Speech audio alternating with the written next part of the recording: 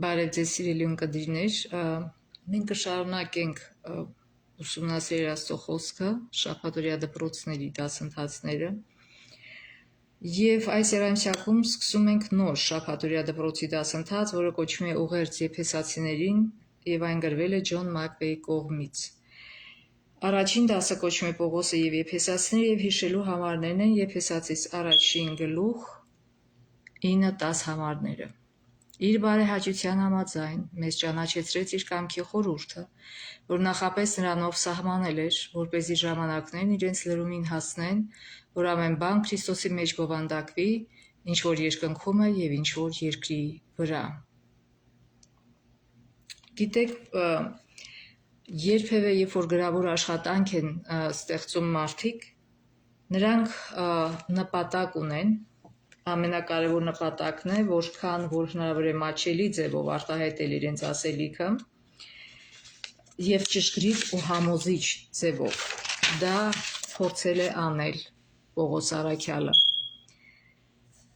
Օրինակ Աբրահամ Լինկոլնը իր հայտնի Գետիսբերգյան խոսքը գրել է եւ ասել Գետիսբերգում 1863 թվականի նոյեմբերի 19-ին ազգային զինվորական գերեզմանատան բացման ժամանակ Գետիսբերգը քաղաք է ԱՄՆ-ի Պենսիլվանիայի նահանգում։ Դրանից 4.5 ամիս առաջ տեղի ունեցել Գետիսբերգի վճռական մարտը, որը վերջացավ Հյուսիսի բանակի հաղթանակով հարավի կամ կոնֆեդերացիայի վրա։ Իր խոսքում վկայակաչելով ԱՄՆ-ի հիմնադիր հայրերին, Լինքոլնը հղում կատարեց նրանց վրա եւ հայտնեց իր վստահություն այն բանի շուրջ, որ քաղաքացիական պատերազմը մեծագույն փորձությունն էր 1776 թվականին ստեղծված ազգի համար, արդյոք այն կհարատևի, թե կվերանա երկրի երեսից։ Այսինքն Ամերիկայի ճակատագիրն էր կախված այս պատերազմի, թե ինչպես կավարտվեր այս պատերազմը։ Եվ այդ Գետիսբերգյան ճակատամարտի ժամանակ զոհվեց 7000 զինվոր, բայց հաղթանակը եկավ Հյուսիսին։ Հիմա նույնը Պողոս Առաքյալը, երբ որ գրվում է Եփեսացիների նամակը, նա դրդապատճառ ունի դրա համար։ Նա գրում է այս նամակը բանտից եւ նաեւ գրում է այն պատճառով, որտեղ եփեսացիները հալածանքների մեջ էին եւ գրում է որպեսզի սփոփի եւ օգնի նրանց, որպեսզի չգայթակղվեն։ Ուրեմն Եփեսոսը Հռոմեական կայսրության ամենամեծ քաղաքներից մեկն էր, ուներ մոտ 250,000 բնակիչ եւ կայսրության ամենահարուստ նահանգներից մեկն էր, Ասիայի վարչական կենտրոնն էր։ Պողոսի օրոք այս նահանգը ծաղկում էր եւ բարգավաճում, նաեւ այն նավահանգիստ էր։ Եվ այս քաղաքում մարդիկ բազմաթիվ աստվածներ էին պաշտում, բայց գլխավոր աստվածուհին, որը համարվում էր քաղաքի պաշտպան աստվածուհին, անունը Արտեմիս էր, հռոմեացիները նրան կոչում են Դիանա, եւ Եփեսոսի հանդիսությունների, սպորտային խաղերի եւ ամենամյա տոնախմբությունների հիմնական նպատակ այս աստվածուհու երկրպագությունն ու պաշտամունքն էր։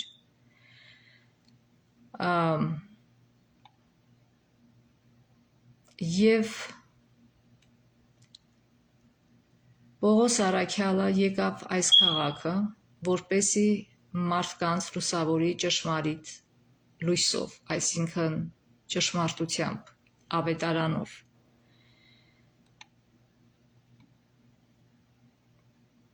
Ըստ երևույթին նա շատ լավ գործ արեց, որովհետև պրոբլեմ առաջացավ։ Այնտեղ կային մարդիկ, ովքեր, այսինքն Եփեսոսում Արտեմիսի տաճարը շատ գեղեցիկ տաճար էր եւ 7 հրաշալիքներից մեկն էր այն ժամանակվա եւ այն շատ մեծ էր 127 սյուներ ուներ ամեն մեկը մոտավորապես 20 մետր բարձրությամբ եւ պարոսից բերված մարմարից էր սարքած, որը շատ ջերմակ էր եւ բարձր էր գնահատվում քանդակագործության մեջ։ Այս սյուներից 36-ը պատրաստված էին ոսկուց եւ ոսկեզօծված էին։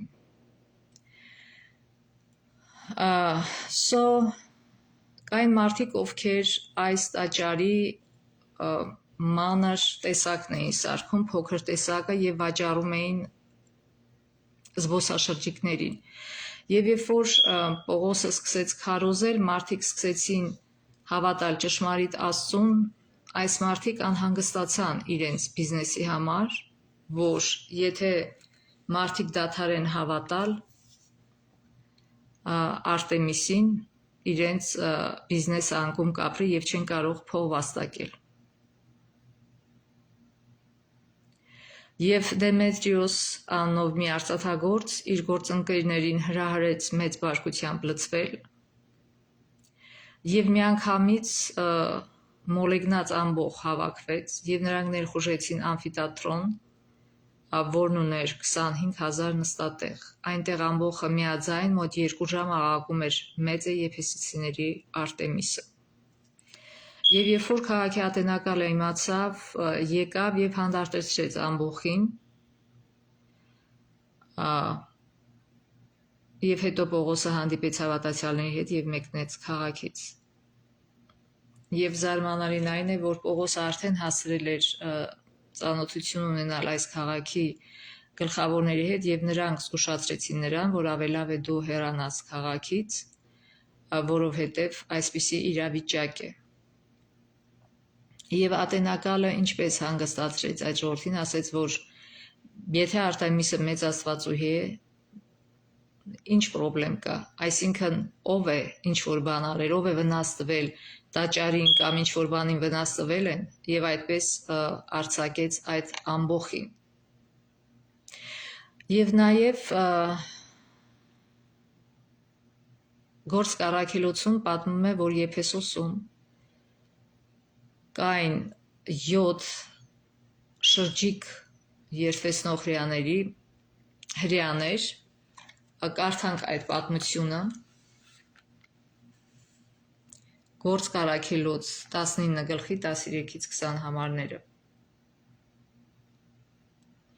Շրջիկ հրեաներից ոմանք էլ, որ երդվեցնողներ էին, փորձեցին չար ոգիներ ունեցողների վրա Տեր Հիսուսի անունը կանչել, ասելով. երդվեցնում եմ ձեզ այն Հիսուսով, որին Պողոսն է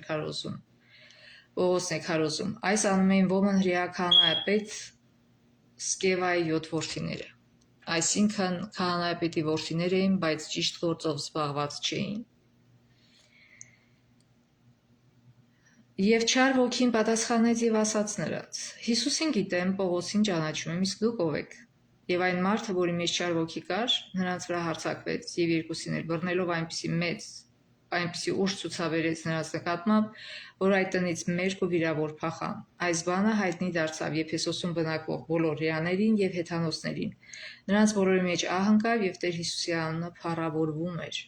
Հավատացյալներից շատերը գալիս խոստովանում էին եւ պատմում իրենց գործերի մասին, կախարդությամբ զբաղվողներից շատերը բերում էին գրքերը բոլորի առաջ այրում, հաշվեցին դրանց արժեքն ու տեսան, որ 50,000 արծաթի էր, եւ այսպես Տիրոջ զորությամբ խոսքը տարածվում էր եւ հզորանում։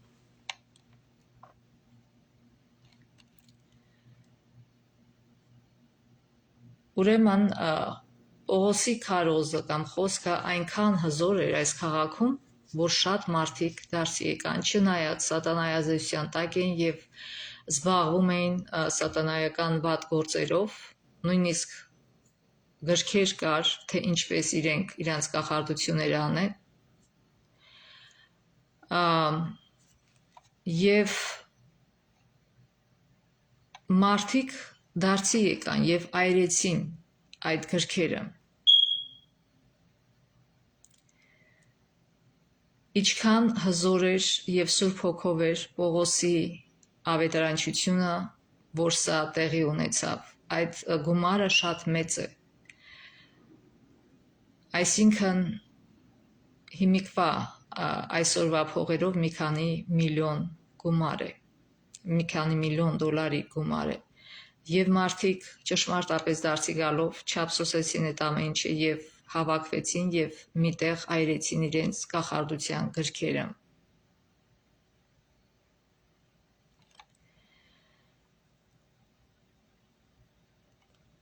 Եվ սովորաբար երբ Պողոսը գրում էր նամակներ, երբեմն նամակները կոնկրետ եկեղեցու համար էին, ինչպես օրինակ Կորինթացիս, այնտեղի խնդիրների մասին, բայց նամակներ կային, որ բոլոր քրիստոնյաներին են ուղղված, այս նամակներից է նաև Եփեսացիս թուղթը։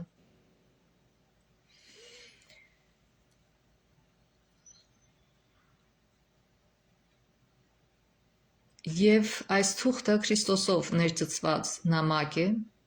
որը ամենուր գովաբանում է աստծո Քրիստոսի մեջ եւ փառաբանում Քրիստոսի մեջ հավատացյալներին առաջարկվող հոգեվոր ռեսուրսների հասանելիությունը։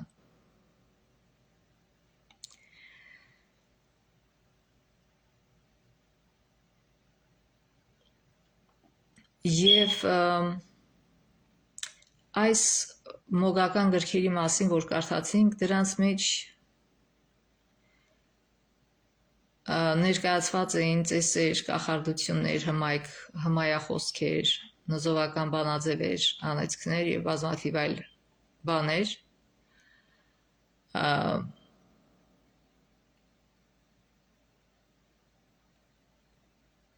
Եվ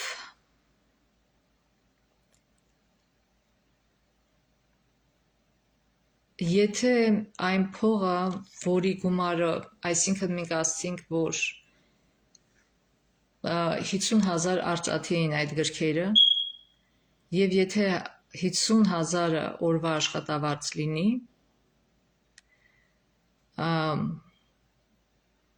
ապա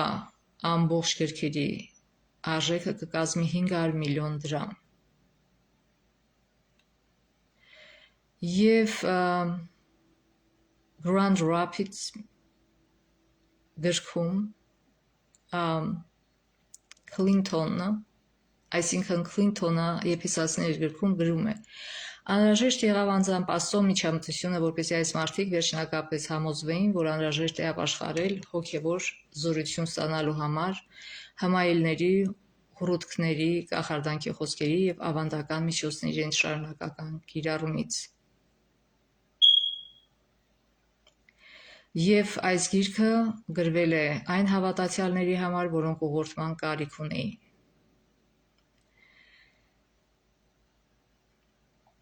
Այսինքն Պողոս առաքյալը Սուրբ Հոգու ամբողջ ուժով քարոզեց։ Եթե ինքը ձեռքերը ծալեր նստեր եւ ասեր, «Օ, այս մարդիկ սատանային տրված մարդիկ են եւ հնարավոր չի, որ նրանք դարձի գան», այս մեծ հրաշքը տեղի չէր ունենա։ Բայց Պողոսը այդպիսի մարդկանցից չէր։ Նա ամեն ինչ անում էր մարդկանց փրկության համար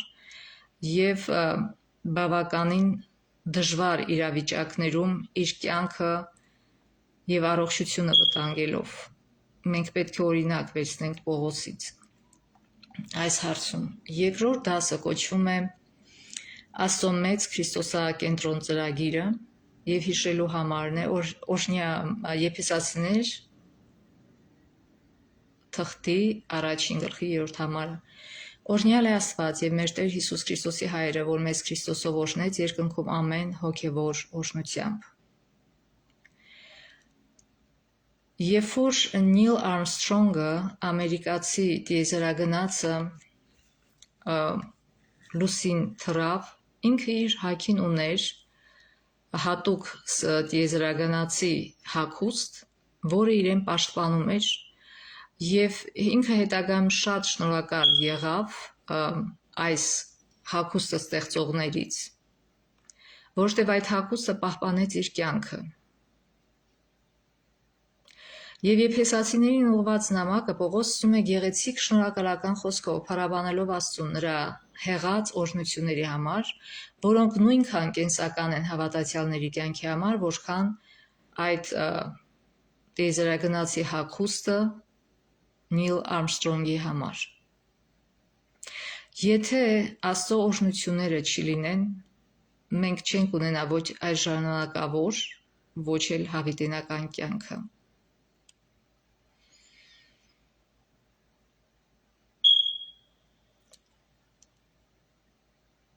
Եվ շնորհակալական խոսքում սովորաբար նկարագրվում են ստացված պարգևները։ Գիտեք, երբ որ մարդիկ նվեր են տալիս, իրենց շնորհակալություն են հայտնում, այո։ Եվ հիմա Պողոսը Եփեսացիս գրքում շնորհակալական խոսքեր է ասում Աստծուն, որ նա այդքան օրհնություններ է հեղել մեր վրա։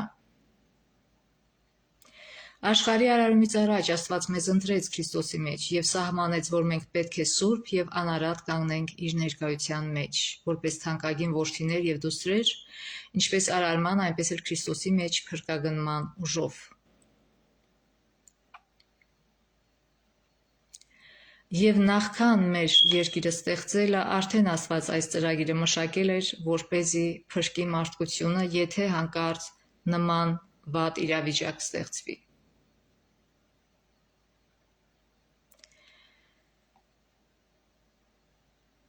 Եվ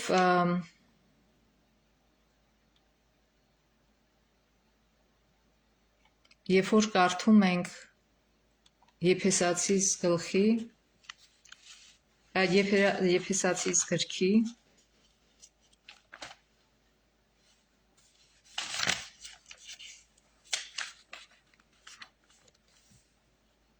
առաջին գլխի 3-ից 14 համարները,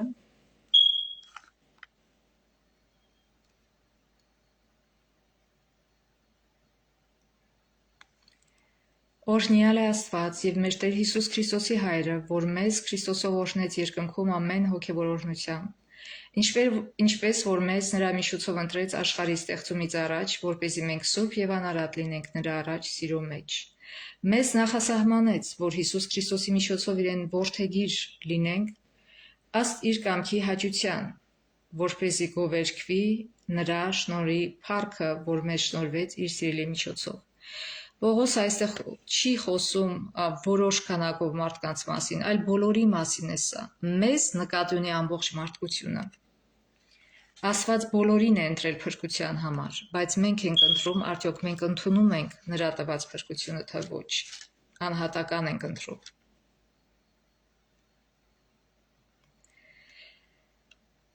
Նրանով փրկություն ունենք իր արյան միջոցով մեղքերի թողություն համաձայն իր շնորհի առատության, որ ավելացավ մեր մեջ ամեն իմաստությամբ ու գիտությամբ, իր բարեհաճության համաձայն մեզ ճանաչեցրեց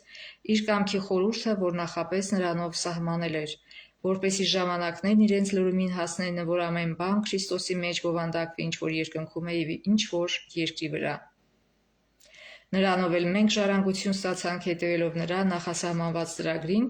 որ ամեն բան հաջողեցնում է իր կամքի խորհրդի համաձայն, որպեսզի իր փառքի կովքը լինենք մենք, որ Քրիստոսին առաջինը հուսացողներն ենք։ Նրանով դուք էլ հուսացիք, երբ ճշմարտության խոսքը լսեցիք, ձեր փրկության ավետարանը, որին հավատացիք, խոստացված Սուրբ Հոգով կնքվեցիք, որը մեր ժառանգության գրավականն է մինչև ժողովրդի փրկությունը, որպեսզի նրա փառքը գովերգենք։ Այսինքն աշխարհի արարումից առաջ Աստված մեզ ընտրեց Քրիստոսի մեջ եւ սահմանեց, որ մենք պետք է սուրբ եւ անարատ կանգնենք իր ներկայության մեջ, որպես թանկագին որդիներ եւ դուստրեր, ինչպես արարման, այնպես էլ Քրիստոսի մեջ փրկագնման ուժով։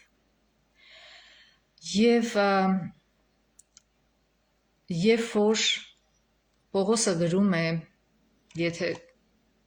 երկինք բառը տարածի թարգմանենք, ապա դա նշանակում է երկնային վայրեր, երկինքներում։ Այն ներկայացնում է Աստծո բնակավայրի տեղը, ոչ թե սովորական երկինքը մեր գլխի վերևի։ Եվ հոգևոր ուժերի գտնվելու եւ Քրիստոսի մեծարման եւ հոր աջ կողմում նստելու վայր է այդ երկնային վայրը։ Եվ հավատացյալները ներկա պահին մուտք ունեն այնտեղ, ուր առաջարկվում են հոգևոր օրհնություններ Քրիստոսի միջոցով։ Ու թեև երկինքները հավատացյալների համար օրհնության վայր են դարձել, դրանք շարունակում են մնալ չար ուժերի հակամարտության վայրը, որոնք վիճարկում են Քրիստոսի գերիշխանությունը Եփեսացիներին, այսինքն մեր երկրի վրա տեղի ունենում դեռ պայքար։ Բայց մենք մուտք ունենք երկնային վայրերը Քրիստոսի միջոցով, որ մեր քանապետն է, մեր միջնորդն է։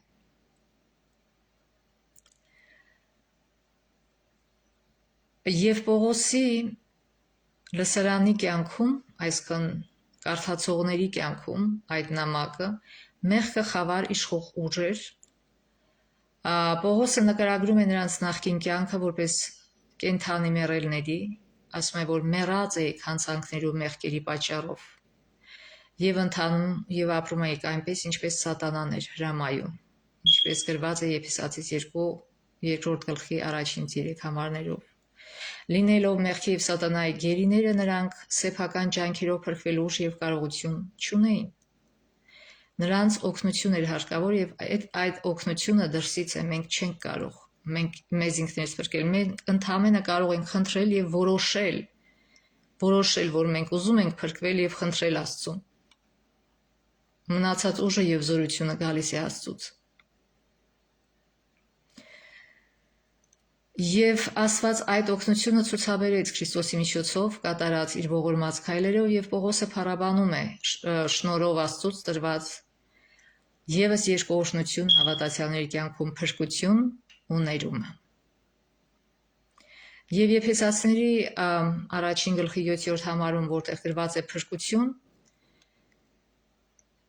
թարգմանված հունարեն բառը ապոլոտրոս բառն է, որն օգտագործվել է ստրուկի համար ազատություն գնելու կամ գերուն ազատելու համար վճարելու համատեքստում։ Եվ գիտեք, երբ որ ստրուկը կանում էր շուկայում, նա ազատ չէր, նա շղթաներ ուներ իր ձեռքին, եւ մեկը գալիս գնում էր այդ ստրուկին եւ տանում էր։ Բայց Հիսուսը, երբ որ գնում է ստրուկներին, ինքը ազատում է շղթաներից։ Եվ մենք գիտենք, այդ փրկագնման գինը Քրիստոսի կյանքն էր։ Նա իր արյունով փրկագնեց մեզ։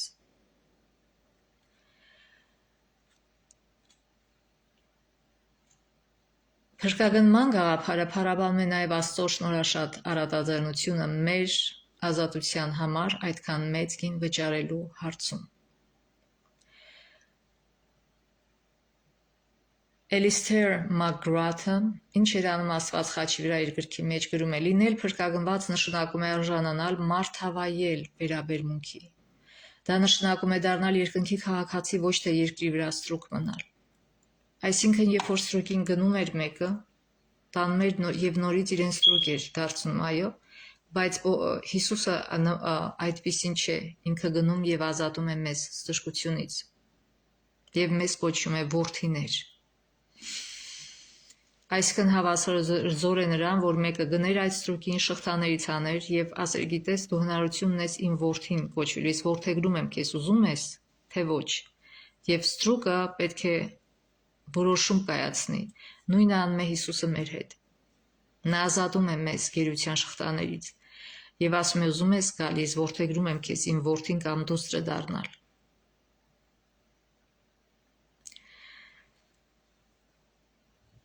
Խաչին գանված Քրիստոսն իր վրա վերցրեց մեր, ինչպես գործած, այնպես էլ դեռևս գործելիք մեղքերի գինը եւ ջնջեց մեր դատավճռի ձեռագիրը, այսքան բոլոր մարդկանց մեղքերը,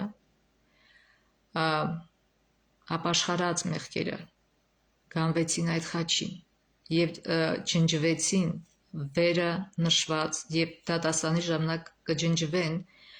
երկնքում պահվող, այսքան երկնային վայրերում պահվող գրառումներից։ Քրիստոսի միջոցով իրականացնելով փրկագնման եւ ներբան իր գործը, Աստված գործում է որպես մեր շռայլ հայր համաձայն իր շնորհի առատության, որ ավելացավ մեր մեջ։ Այսպես է գրված Եփեսացիներ առաջին գլխի 7-8 համարներում։ Պողոսը Աստծո ծրագրին 3 բնորոշում է տալիս իր կամքի խորհուրդն է, իր բարեհաճությունը, ժամանակների իրենց լրումին հասնելու ծրագիրը։ Եվ Աստծո ծրագիրը այնքան լայնամասշտաբ է, որ ընդգրկում է ողջ ժամանակը եւ տիեզերքը։ Այսինքն, ինչպես է ընդգրկում, որտեղ Պողոսը գրել է ժամանակների լրումը եւ ընդգրկում է ամբողջ տիեզերքը, որտեղ Պողոսը գրել է ամեն բան, ինչ որ երկնքում է եւ ինչ որ երկրի վրա։ Քրիստոսի մեջ այս միաբանությունը Պողոսը հայտարարում է Աստծո մեծ նպատակը տիեզերքի համար։ Ժամանակների լրմանը վերաբերող Աստծո ծրագիրը քննարկելիս Պողոսը ներկայացնում է մի թեմա, որը հետագայում զարգացնելու է նամակում։ Աստված սկսում է արմատներով դեպի Հիսուսի մահ, հարություն, համբարձում եւ բարձրացում, հասնող ամեն բան միաբանելու իր ծրագիրը,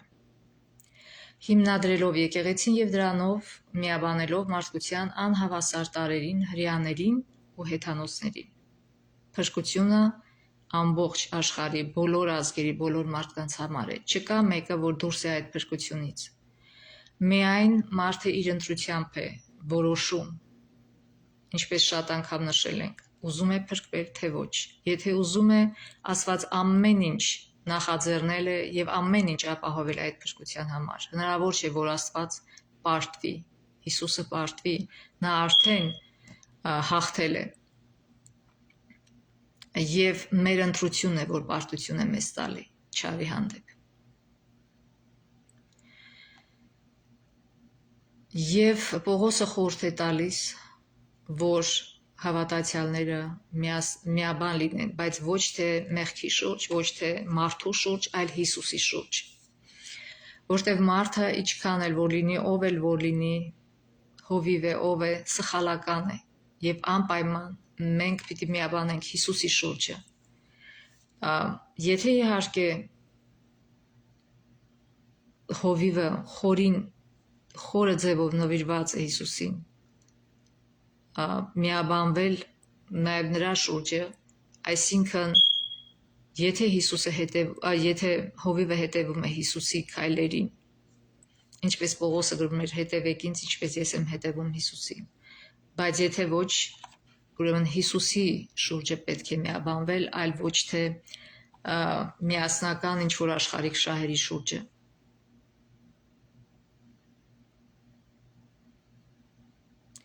Եվ Պողոսը այստեղ նշում է, որ նրանք Աստծո զավակներ են, այլ ոչ թե ինչ որ պատահական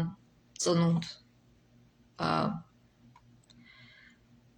ինչպես շատ անգամ նշել ենք, Աստված մտածված ձևով է մեզ ձևավորել մեր մայրերի մեջ եւ մտածված ձևով մեզ կյանք է տվել որոշակի նպատակի համար, որպեսզի մեզ փրկի եւ որպեսզի մենք լույս եւ աղ լինենք այս աշխարհում, բոլորին է ինքը նախանշել այս նպատակի համար, բայց մեզանից, մեր ընտրությունից է կախված արդյոք մենք լույս ենք ուզում լինել այս աշխարհի համար, թե խավար, լինելով սատանայի ստրուկները։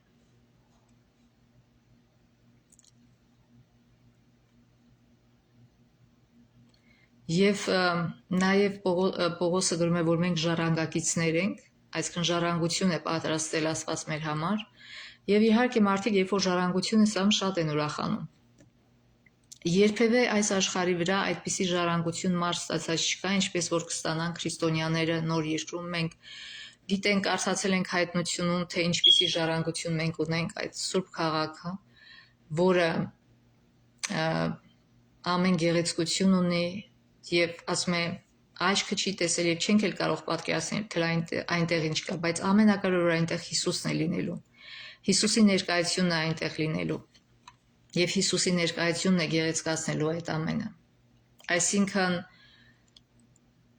այստեղ մարդիկ կռիվ են տալի ժամանակավոր աշխարհիկ նյութական ինչ որ ժառանգությունների համար, բայց Աստված մեզ տվել է այնպիսի ժառանգություն եւ հրավիրում է մեզ ստանալու այդ ժառանգությունը։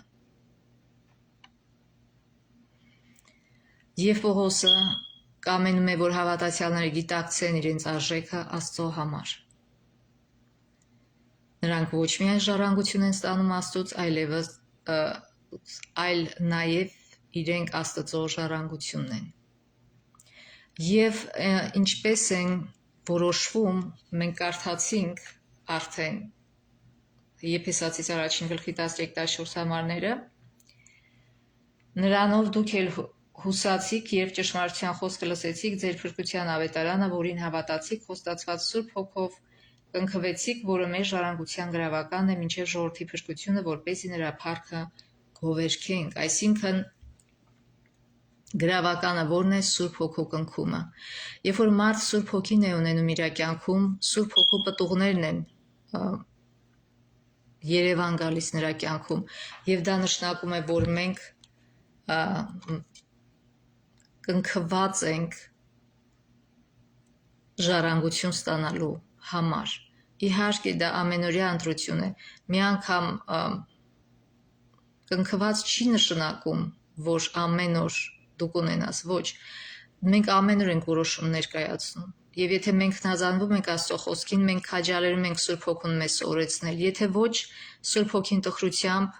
կամաց հրաժարվում է, այսինքն ինքը չի հրաժարվում, մենք ենք դուրս անում նրան մեր կյանքից, եւ իհարկե Աստծուն Հիսուսը ասում է կանած դուռը թակում եմ, ով որ բացի եւ ներս թողնի կգնամ եւ միասին կընթրենք։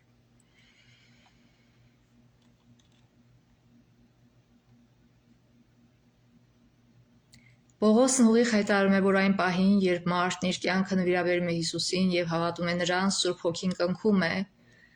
հունարեն գրած է սֆրագիծո բառը, նրան Քրիստոսով փրկագնման օրվա համար, ինչ հրաշալի ազատագրող եւ վստահություն պարգևող ճշմարտություն։ Աստծո Հոգին Քրիստոսի հետևորդներին կնքում է փրկության կնիքով հենց այն պահին, երբ նրանք առաջին անգամ հավատում են։ Բայց իհարկե մեր ամենօրյա կյանքում մենք պիտի հավատարիմ լինենք Աստծուն, որպեսզի այս կնիքը մնա մեր վրա։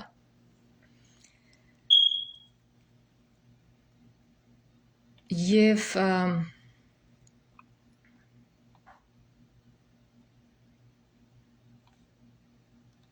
երկրորդ փոխաբերությունը, որը Պողոսը կիրառում է Սուրբ Հոգու նկարագրության համար, գրավականի համանմանությունն է, Սուրբ Հոգին մեր ժառանգության գրավականն է եւ իր աշխիքն է, որ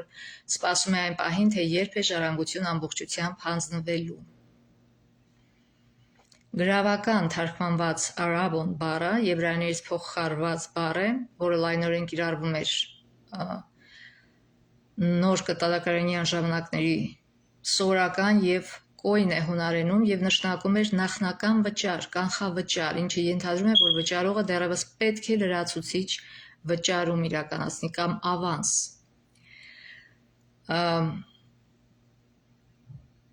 Ուշադրություն դարձնենք, որ հավատացյալները ոչ թե վճարում են այս կանխավճարը, այլ ստանում են այն Աստծուց։ Պողոսն ասում է, որ Սուրբ Հոգու թանկագին ներկայությունը հավատացյալների կյանքում փրկության եւ փրկագնման ամբողջական ժառանգության կանխավճարն է, իսկ ամբողջական ժառանգությունը կտրվի Քրիստոսի վերադարձով։ Մենք միայն պետք է երախտապարտ եւ հնազանդ սրտով ընդունենք այն, ինչ մեզ առաջարկվել է Հիսուսի մեջ։ Մենք պետք է մեծ ուրախությամբ հնազանդվենք Սուրբ Հոգու ձայնին եւ սովորենք նրանից, որպեսզի Սուրբ Հոգին չնեղանա եւ չհեռանա մեզանից։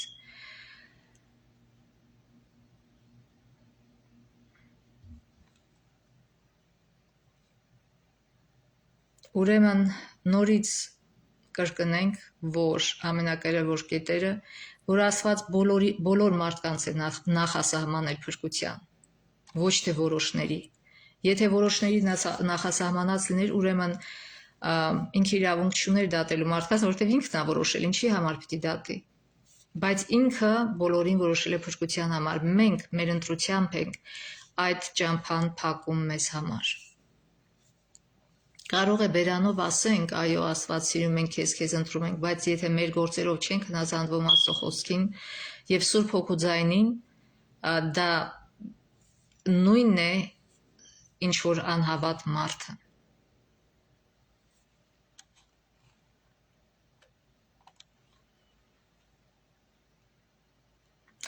Եվ վերջում կարդանք Քայլեր դեպի Քրիստոս գրքից, Աշխարհին ուղարկելով անօրինակ պարգևը իր որդու կերպարի մեջ, Աստված ամբողջ երկիրը շրջապատել է շնորհի մթնոլորտով, որը նույնքան իրական է, որքան օդը երկրակնդի շուրջը։ Բոլոր նրանք, ովքեր կձգտեն լինել այս կենսատու մթնոլորտում, կապրեն եւ կաճեն մինչեւ հասուն տղամարդիկ եւ կանայք դառնան Քրիստոս Հիսուսի մեջ։ Սա նա գրել է H68-ում։ Ուրեմն, ինչպես օդային մթնոլորտն է մեզ շրջապատում եւ մենք շնչում ենք դա, մենք չեք տեսնում, բայց մենք շնչում ենք։ Եթե այդ օդային մթնոլորտը թթվածինը չլինի, մենք կմեռնենք։ Եվ եթե մարդ ինքը իրեն փակի թթվածնից, երկար ժամանակով ինքը կմեռնի։